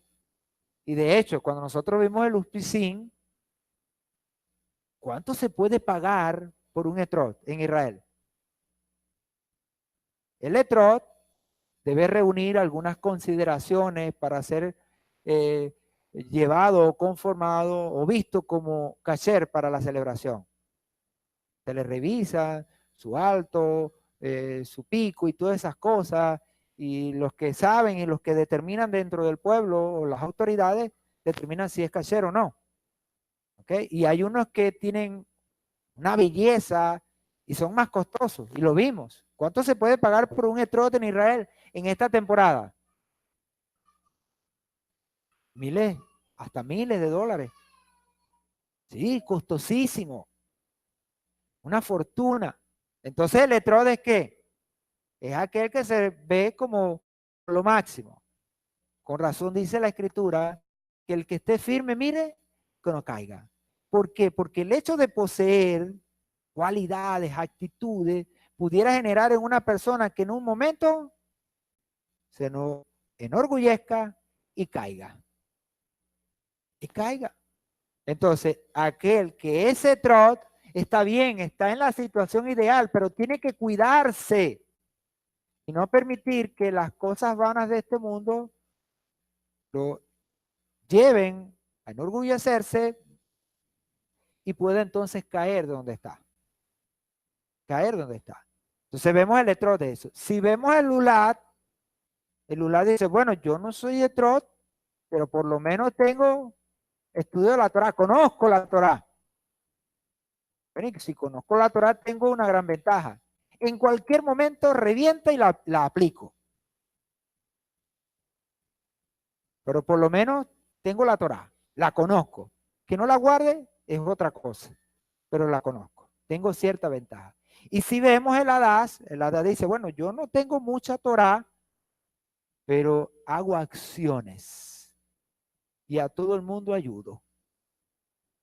Y cuando dicen para hacer algo, aquí estoy yo. Ahora, cuando llega el Arabot, ¿qué pasa? ¿Qué hace el Arabot? ¿Qué tiene? No tiene nada. No tiene nada. Entonces, ¿de qué enorgullecerse? ¿De qué jactarse? ¿Ah? Como dice el apóstol en Romanos 11, ¿dónde está la jactancia? Queda excluida. ¿Y qué debe decir él? No soy nada. Y en Israel, el hecho de reconocer que no hemos nada es el primer paso que tenemos nosotros para acercarnos al Eterno. Y eso nos lleva entonces a qué plano? A la humildad. El reconocer que no somos nada delante del Eterno es la humildad que nos puede llevar a la consecución de los objetivos y las metas que nos trazamos. Entonces vemos el Arabat como algo también importante porque nos recuerda que no somos nada y que a pesar que pudiéramos ser como el Etrot, al final de cuentas, ¿qué somos? Somos nada. Somos nada. Eso es humildad. Entonces vemos que es también importante, por eso entonces está allí y no se saca y no se quita. Y en nuestro pueblo entonces todos importan, todos importan. Dice el Midrash, que Adonai dice, únanse todos juntos en un solo manojo y respondan el uno por el otro. Y por supuesto, a los que se les dio más responsabilidad, deben velar por los que menos tienen. Los que menos tienen. En esa función entonces, el mayor responsable es el que más tiene. ¿Quién tiene más? El Etrog. ¿Y quién tiene menos? El Arabot. En eso, el Etrog tiene que ser más responsable. Entonces, no es el simple hecho de decir, no, yo quiero ser Etrog, pero entiende que ser Etrog conlleva una gran responsabilidad. Una gran responsabilidad. Con esto no estamos desanimando a que aspiremos los dones mejores, como dice el apóstol, sino que entendamos que cada cosa dentro de nuestro pueblo y de nuestro Padre Celestial tiene una gran responsabilidad. Y en función de esto podemos ver la palabra que nos expresa nuestro maestro, Yehoshua, cuando citó en aquella ocasión que subieron al templo o a la oración dos personas. Subió el Etrog y subió el Arabot. ¿Y el Etrog qué dijo?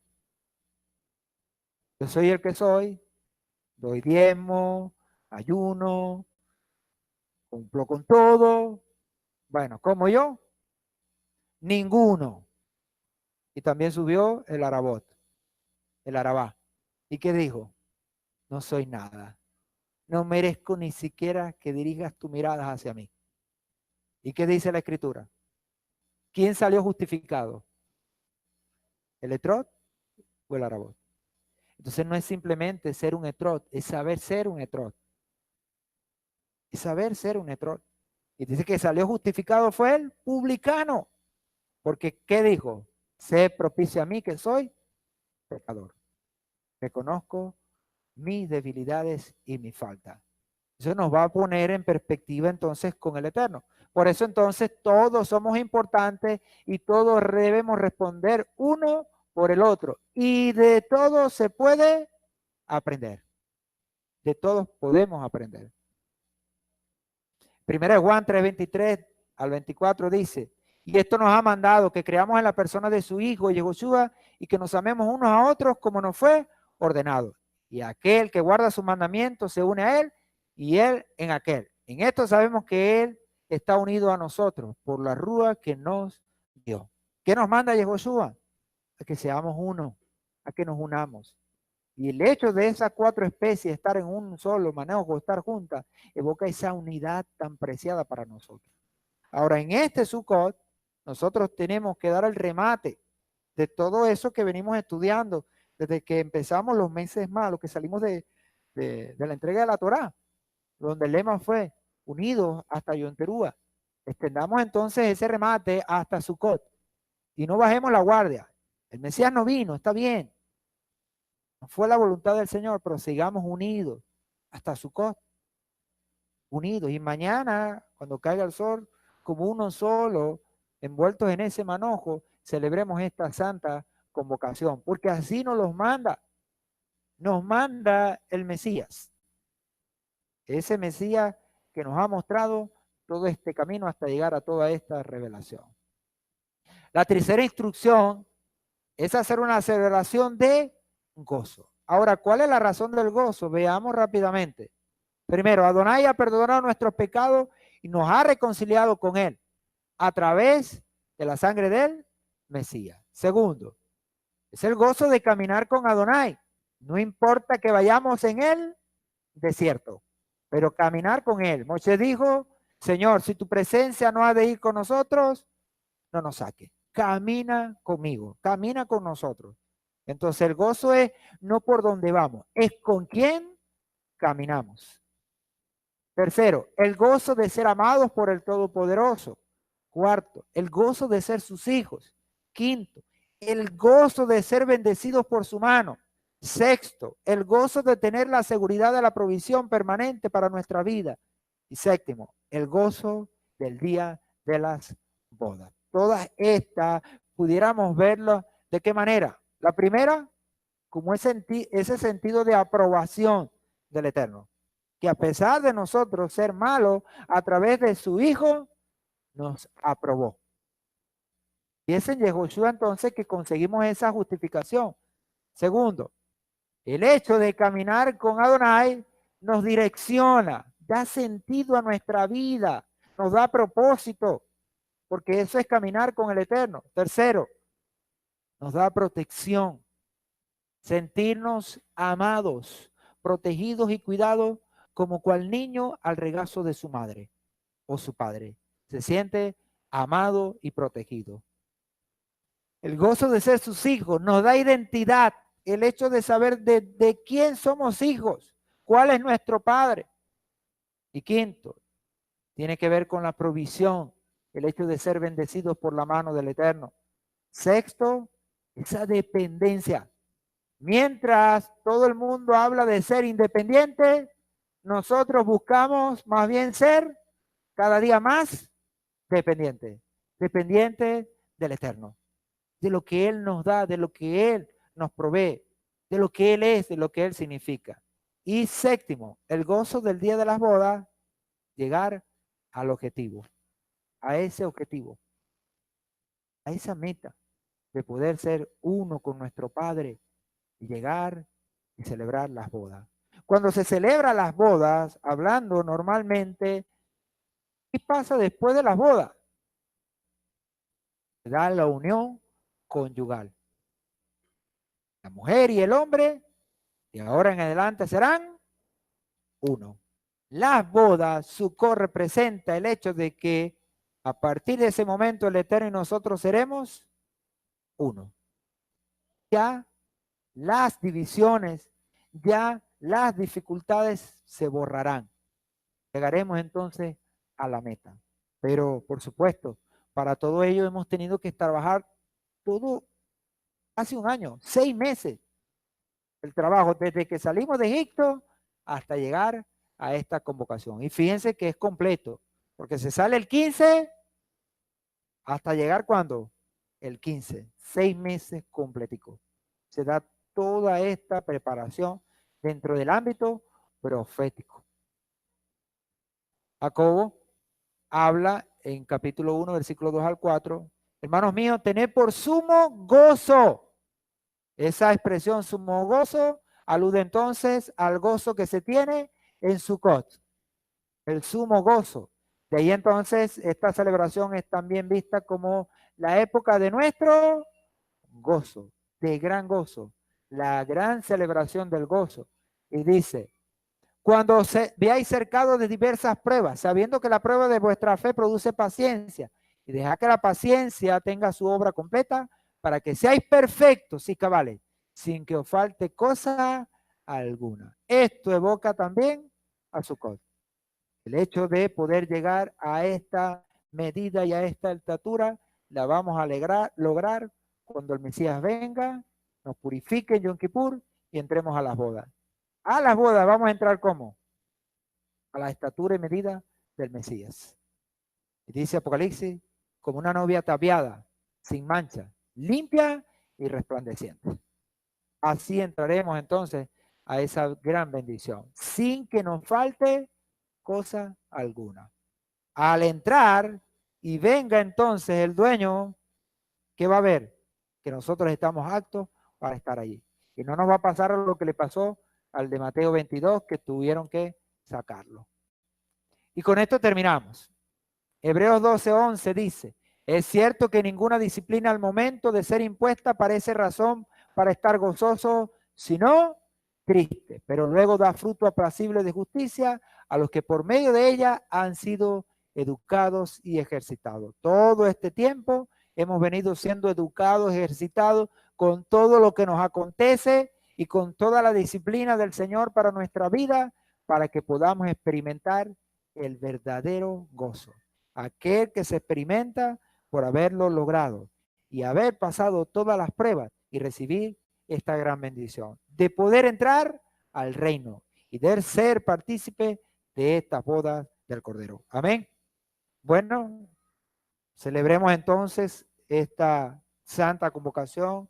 Repetimos, mañana a partir de las 6 de la tarde estaremos nosotros aquí comenzando toda la celebración con todos los elementos que podemos tener para esta celebración. Recuerden, tendremos entonces la comida, todo lo que es el ceder, todas las bendiciones, por supuesto los cantos, las danzas, todo ese gozo que no puede faltar para nosotros. Y por supuesto, para el día lunes también tendremos, como ya lo hemos hecho, con todos los días santos, todo un programa para poder cubrir todo este día de santa convocación, apartarlo. Entonces mañana tendremos, por supuesto, entonces todos los elementos que conllevan a todo este acontecer, que empezaremos entonces mañana a la caída del sol. Amén. Bueno, bendiciones a todos, amados, que el Eterno les guarde. Y bueno, sabú a todos que ya vamos a dar en esta semana que comienza. Y que bueno, terminamos con este día ahorita, cuando terminemos, pero que de una vez a la caída del sol tendremos ese día de bendición. Vamos a ponernos en pie y terminamos con esta oración.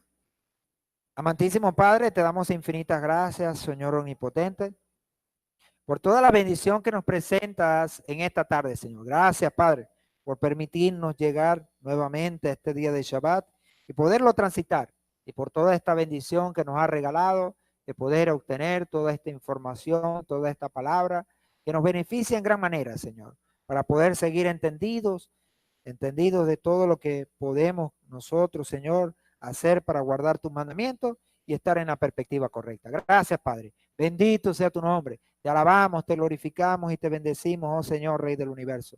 Te pedimos que sigas con nosotros ahora que nos aprestamos a cerrar, Señor, tener esa oración y después con ello el cierre. Y así, Señor, entregar este día en santidad, en bendición y paz. Te pedimos, Señor, que sigas bendiciendo a nuestros hermanos que están convalecientes, especialmente a nuestro pastor Natán. Le seguimos pidiendo por su salud, al tío Luis Petit, a la hermana Sinjamoná, Señor. Te la ponemos en tu mano. Te pedimos que seas tú, Señor, haciendo y continuando haciendo ese milagro con ella, de restaurarle, Señor, sus sentidos y sus capacidades, Señor. Lo ponemos en tus manos, Señor, por toda la familia y por todos aquellos que están alrededor. Gracias, Padre. Bendito sea tu nombre. Te alabamos y te glorificamos por los méritos de tu Hijo amado Yehoshua. Amén y amén.